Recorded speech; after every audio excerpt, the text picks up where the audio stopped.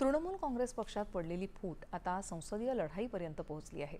पक्षातून बाहेर पडलेल्या 20 बंडखोर खासदारांनी आता त्रिपुराच्या नॅशनलिस्ट सिटीजन्स पार्टीमध्ये विलीन होण्याचा निर्णय घेतला आहे. ही सध्याची व्यवस्था असल्याचं बंडखोर नेते सुदीप बंडोपाध्याय यांनी सांगितलं. जेव्हा 2/3 सदस्य पक्ष सोडतात तेव्हा ते लगेच पक्षाच्या नावाची मागणी करू शकत नाहीत.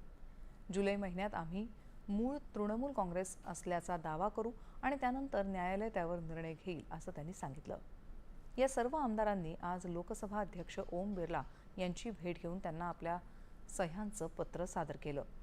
आम्ही पंतप्रधान नरेंद्र मोदी यांच्या नेतृत्वाखालील रालोवाचा भाग म्हणून देशासाठी काम करू असं बंडखोर नेत्या काकोली घोष दस्तीदार यांनी सांगितलं. दरम्यान तृणमूलचे सरचिटणीस अभिषेक बॅनर्जी यांनी या बंडखोर खासदारांचा दावा फेटाळण्याची विनंती करणारं पत्र लोकसभा अध्यक्षांना दिलं आहे.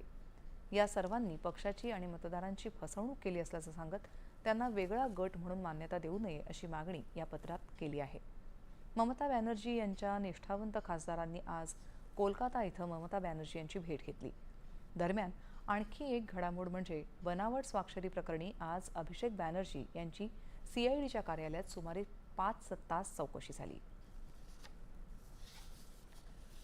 वर्सोवा ते मीरा भाईंदर दरम्यान उभारण्यात